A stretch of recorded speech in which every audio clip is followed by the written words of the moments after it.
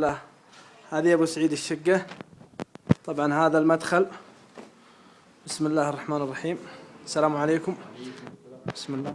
هذه طبعا الصالة، فيها كنب مثل ما تشوف، كنب حرف ال.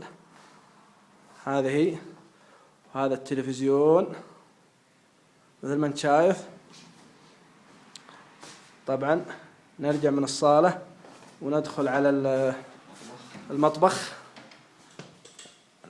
نضيء المصابيح مثل ما انت شايف. هذا سطر الزبالة الله يكرمك، وهذا الفرن، هذه الغسالة، وهذه الغلاية، هذه الملاعق مثل ما تشوف.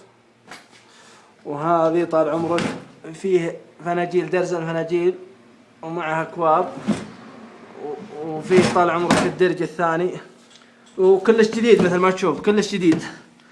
باقي أول واحد هو يستجيب. وهذه طال عمرك الصحن، وهذا طال عمرك في برادين هنا، وفيه جدر، وفيه المقلاة،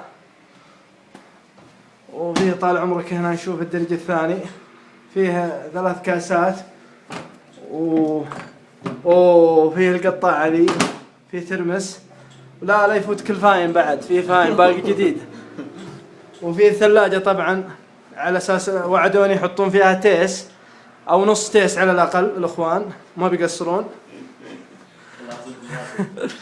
وهذه طال عمرك بسم الله، قول ما شاء الله يا ابو سعيد، قول ما شاء الله. هذه غرفة النوم، هذه غرفة النوم. طبعا هذه محل غرفة النوم، طبعا ما بغيت اقول شيء. وهذه طال عمرك غرفة النوم التسريحة. وهذه طال عمرك الدولاب. طبعا نجي على الغرفة الثانية، غرفة الشباب والشيوخ.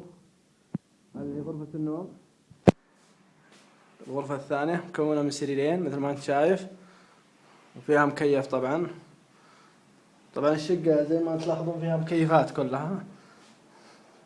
تخبر عندنا هنا صيف وسموم وحر، فلا بد من المكيفات.